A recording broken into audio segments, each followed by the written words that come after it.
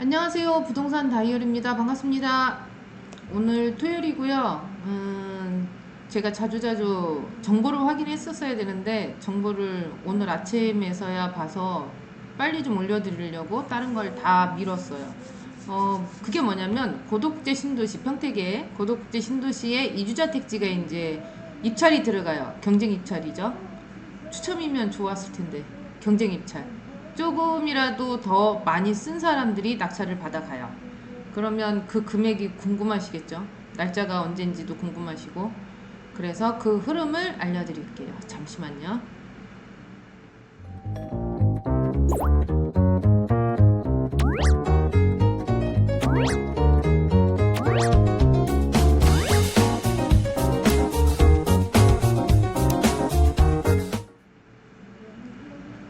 네, 부동산 다이어리입니다. 좀 전에 말씀드렸듯이 고덕제 신도시 안에 이주자 택지가 있어요. 이주자 택지라고 하는 거는 점포주택 지을 수 있을 만한 토지들.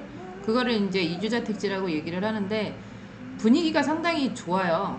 이제 상가라는 분위기, 뭐 임대나 이런 분위기는 조금 저조하기는 하는데 주택 분위기는 상당히 좋은 상황인 거죠. 뭐 인부들이 들어오고 1차, 2차, 3차 벤더들 그분들이 다 들어오는 상황이다 보니까 방에 대한 수요는 굉장히 많은데 공급량이 딸리는 상황. 그리고 지금 기존에 이제 집 지을 만한 토지들 같은 경우가 이제 거의 없죠. 그래서 지금 이제 어찌 보면은 LH에서 조금 더 빨리 했었으면 하는 생각이 있었는데 이제서야 오픈이 된 거고 이거를 보시는 분들이 유독 많고 그러면 얘를 어떻게 하는 건지 내가 돈 있다고 다 살 수 있는 거는 아닌 거고 높게 뭐 낙찰을 하시면 입찰을 하시면 낙찰은 받아가는데 적정선이라는 게 있을 거 아니에요. 그래서 그 부분을 좀 알려드리려고 해요. 그래서 제일 중요한 거는 어디서 보는 건지 어디서 입찰을 하는 건지 그거를 먼저 알려드릴게요. 일단 네이버에 들어가셔서 LH주택공사 홈페이지 검색 그래서 클릭을 하시면 이렇게 이제 홈페이지가 나와요. 홈페이지가 나오는데 사전 청약 들어가느냐? 아니고 LH 청약센터 여기 바로 가기 클릭 그러면 여기 사전 청약이 있고 LH 청약센터가 있는데 LH 청약센터 바로 가기 그러면 이렇게 LH 청약센터가 들어오는데 여기에 토지 부분 우리는 이제 토지 분양하는 정보를 볼 거니까 토지의 분양 정보 그러면 이런 식으로 나와요. 분양인데 공고문 여기서 이제 요거를 보는 거죠. 고덕 국제화 계획 지구 말도 어려워요. 여기 점포겸용 단독주택 요거를 클릭 그러면 이런 식으로 이제 나오는데 여기서 다 보셔도 되고요. 기본적으로 어떤 식으로 들어가는 건지 그거를 먼저 보셔야 될 것 같아요. 그래서 공고문을 먼저 볼게요. 클릭. 그러면 이런 식으로 공고문이 나오는데 좀 크게 볼까요? 자, 이제 공고문이 나와요. 공고문이 나오는데 이 공고문에 대해서 조금 잘 읽어봐야 돼요. 꼼꼼하게. 제가 다 읽어드리느냐? 그거는 아니고 저는 중요한 것만. 왜냐면 그 지루하잖아요. 다 읽어보셔야 돼요. 꼭. 그래서 점포겸용 단독주택 용지 공급 요 부분을 이제 읽어보실 건데 공급 대상 토지는 이 고덕국제화 계획지구 안에 단독주택인데 점포겸용을 말하는 거고 이번에 필지수는 69개 필지 그리고 면적은 요렇게 되어 있고요. 공급 예정 금액은 2제곱미터당 금액이 나오는 거예요. 그리고 건폐율은 60 이하, 용적률은 180 이하, 4층 이하로 짓는 거고 5가구가 정해져 있어요. 5가구가 정해져 있는데 이 5가구를 만약에 원룸 3개를 빼면 수익률이 안 나오니까 그래서 이제 뭐 투룸 4개 넣고 그 다음에 뭐 주인 세대 넣고 이런 식으로 들어가는 건데 면적 대비해서 그거는 뽑으시면 돼요. 그리고 공급 방법은 경쟁 입찰이에요. 이 경쟁 입찰이라는 거는 높게 쓰시는 분이 낙찰. 그래서 입찰 보증금은 입찰 금액의 5% 내가 입찰할 금액 내가 만약에 6억에 입찰을 할 거예요. 그러면 그거에 따른 5%를 입찰 보증금으로 넣으셔야 되는 상황인 거고요. 대금 납부 방법은 2년 분할 유이자 이 부분을 제대로 보셔야 돼요. 무이자 아니시고 유이자예요. 그래서 이렇게 보시면 될 것 같고요. 밑에 또 볼게요. 공급 예정 금액은 주거 부분과 비주거 부분의 합계이며 이게 법이 바뀐 거예요. 세금 이 징수하는 법이 바뀐 게 예전에는 단독주택 안에 상가하고 주택하고 같이 있으면 주택에 대해서 2년 거주, 2년 보유를 하면 비과세 요건을 충족을 상가까지도 다 해줬어요. 싸잡아서. 그런데 이제는 다 다른 거죠. 상가 따로, 주택 따로. 그래서 이 부분이 나오는 것 같아요. 주거 부분과 비주거 부분의 합계이며, 주거 부분은 확정 금액, 감정 가격이고, 비주거 부분은 경쟁 입찰로 최고 입찰가로 공급 금액이 확정되며, 이런 식으로 이제 들어가고 있는 부분인데, 결론으로 말하면 어찌됐든 간에 경쟁 입찰할 거다 이렇게 얘기를 하시는 것 같아요. 그래서 여기 보면은 나오잖아요.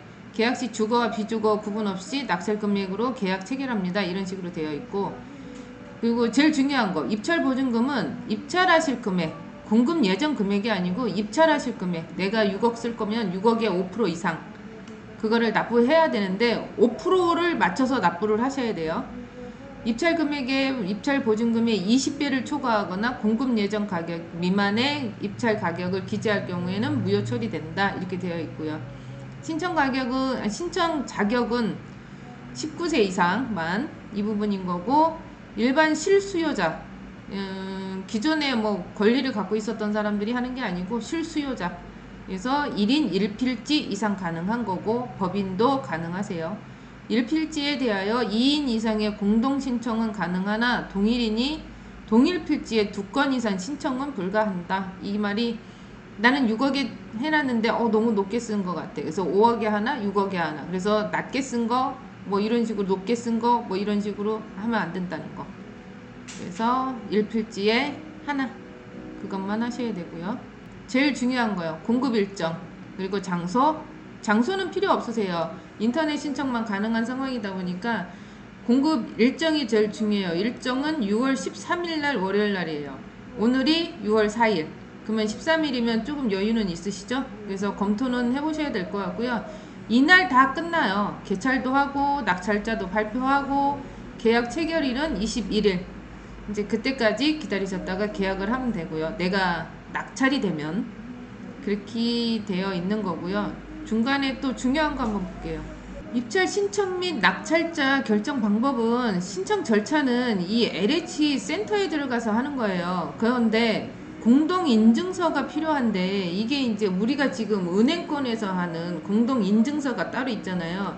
이거는 범용이라고 해서 입찰을 할 수 있을 그 인증서가 따로 있어요. 그래서 그 부분을 없는 사람들은 하셔야 되는 거고, 있는 사람은 그대로 하시면 될 것 같고요. 그래서 요게 이제 좀 다른 거거든요. 우리가 계좌이체하는 그런 인증서가 아니라는 거, 그거를 이제 알고서는 하셔야 될 것 같고요. 또 볼게요. 그리고 낙찰자가 되면 계약 체결 및 구비 서류는 뭐 이런 식으로 21일 날, 22일 날 하는 거고, LH 평택 사업본부에서 계약서를 발행하실 거고요. 그리고 서류는 뭐 밑에 나와 있는 그대로 준비를 하시면 될 것 같고요. 여기 구비 서류 나와 있죠? 요게 필요한 거고. 또 볼게요. 자, 이제 대금 납부 방법. 내가 낙찰이 됐어요. 낙찰이 됐는데 이 부분을 어떻게 납부를 할 건가? 2년 분할 유의자 납부라고 했잖아요. 할부 이자율이 2.3%예요. 연.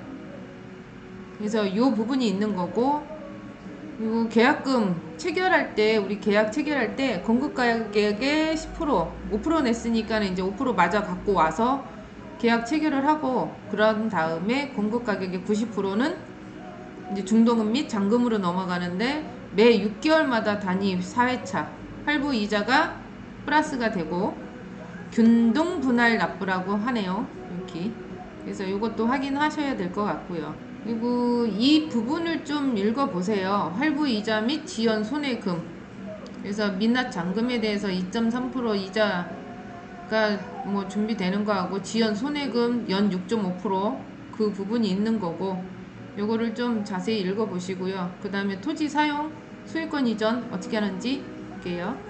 토지 사용 및 소유권 이전. 토지 사용은 공급 대상 토지는 사업 준공이 된 토지로, 지금 사업 준공이 된 토지로서 토지 대금 완납하면은 소유권 이전 및 토지 사용이 가능하세요. 그래서 요 부분인 거고, 대상 토지는 FD 28하고 FD 43. 그 앞에 이제 제일 풍경채가 있는 거죠.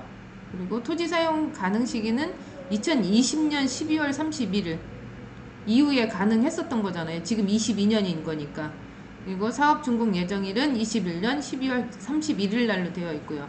소유권 이전은 금액 공급 대상 토지는 사업 준공으로 지적 및 등기 공부 정리가 완료된 바 우리 공사에서 별도로 사용 승낙을 하지 않으며, 왜냐면 잔금 납부하고 등기 치고 나서 토지 사용을 할 수 있으니까.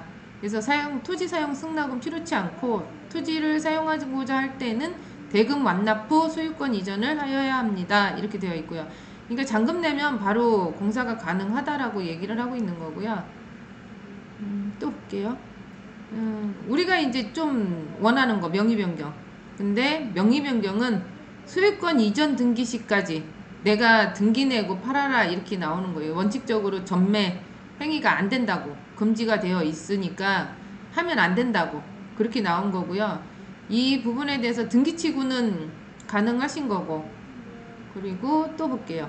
이 부분은 좀 읽어보세요. 택지에 전매행위 제한이라고 쓰여 있으니까 이 부분에 대해서는 좀 읽어보시고. 또 볼게요. 이거 중도금 대출 및 주요 세금이라고 나와 있는데 이 부분에 대해서는 조금 면밀하게 읽어보시고, 현금으로 다 안 하실 거니까 중도금 대출 진행하실 거니까 이 부분에 대해서는 조금 면밀하게 읽어보시고, 요즘에 좀 금리가 많이 오른 상황이라서 이 부분을 은행권 설정을 좀 잘 하셔야 될 것 같습니다. 그래서 요거 많이 잘 자세히 읽어보시고요. 페이지 수는 한 14페이지 정도 되는데 좀 읽어보실 거는 좀 면밀하게 읽어보시고, 넘기실 거는 넘기셔도 되는데 예전하고 별반 달라진 거는 없는 것 같아요. 그러면 이제 제일 중요한 거 어느 정도 이제 공급 예정가가 나왔는지 하고, 그 다음에 몇 필지가 나왔는지 이제 그거 한번 볼게요.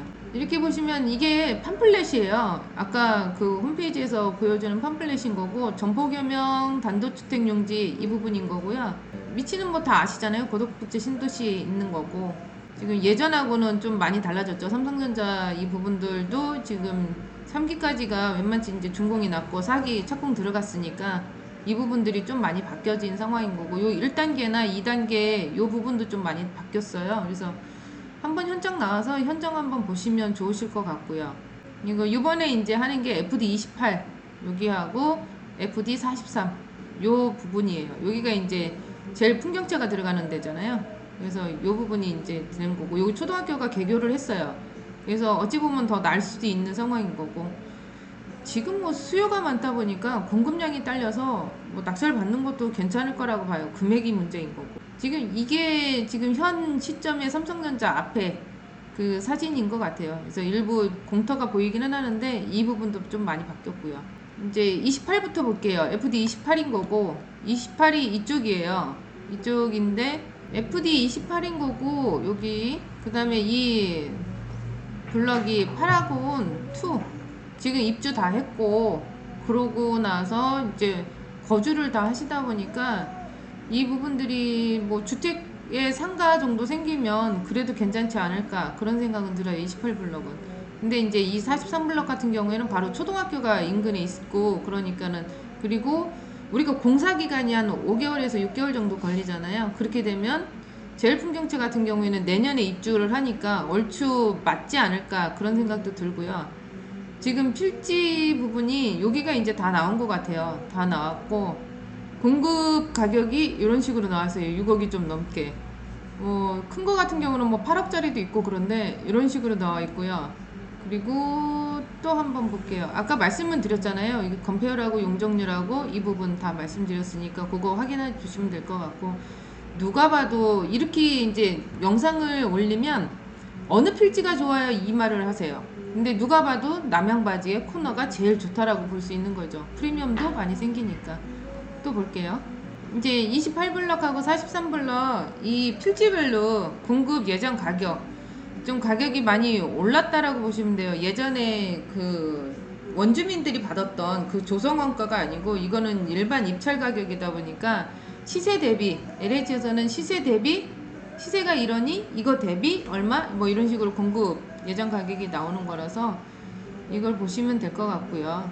특별한 점은 없는 것 같아요. 이제 필지나 뭐 이런 거 확인해 주시면 될 것 같고, 근데 좀 이제 다른 좀 변화된 부분은 공사비가 많이 올랐다는 거.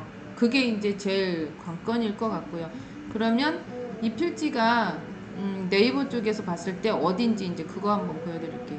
이 페이지는 지금 땅야라는 홈페이지에서 보여드리는 거고, 요렇게 몰려있는 이 곳이 조금 전에 말씀드렸던 우리가 입찰할 그 구역인 거거든요. 크게 보시면 이런 식으로 되어 있죠. 그래서 평당 이게 이제 파라곤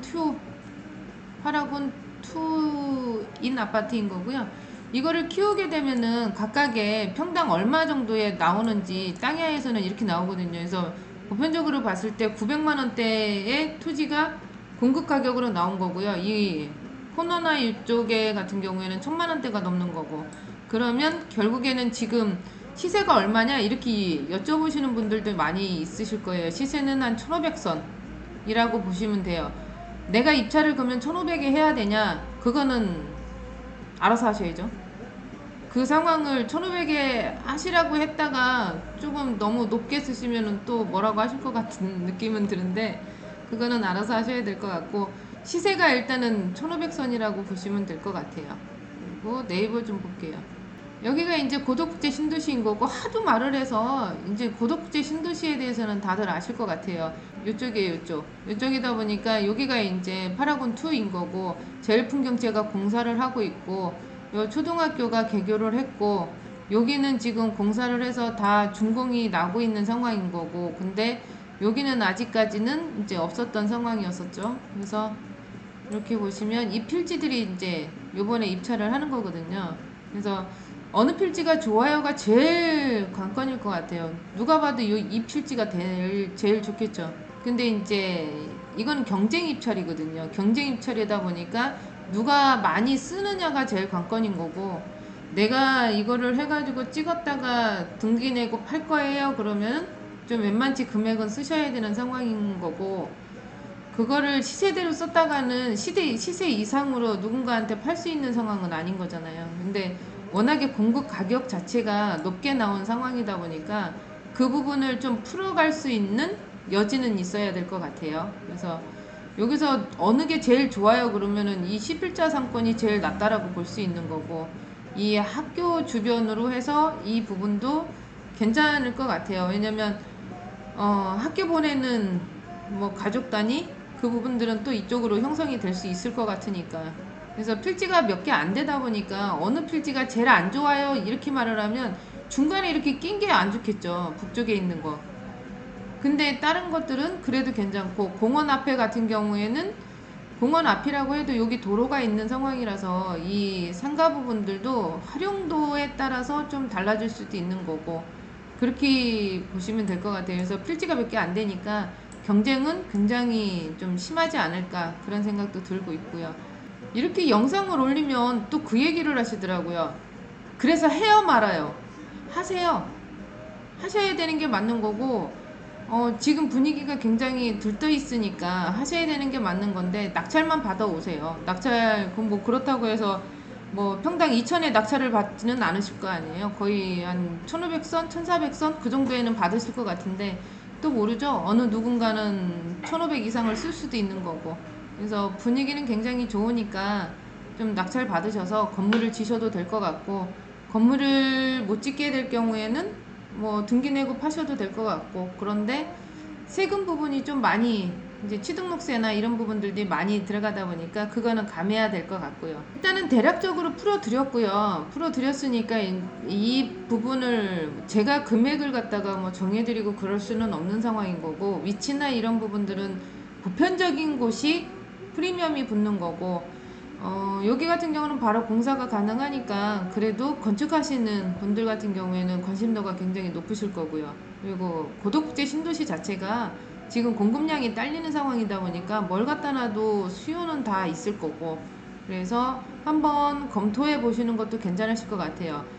요즘에 뭐 주택에 대해서 투자도 못하고 뭐 투자할 곳을 찾고 계시는데, 이런 곳에 투자하셔도 괜찮지 않을까 그런 생각이 좀 들어서 좀 빨리 올려드린다고 했는데 조금 늦었던 부분이 없잖아 있는데, 아직까지도 뭐 시간은 있으니까 검토할 상황은 되실 것 같고, 이 부분에 대해서 검토하시고 낙찰 받으시면 전화 주세요. 그러면은 또 풀어갈 수 있는 부분은 또 풀어갈 수 있으니까 전화 한번 주시면 될 것 같고요.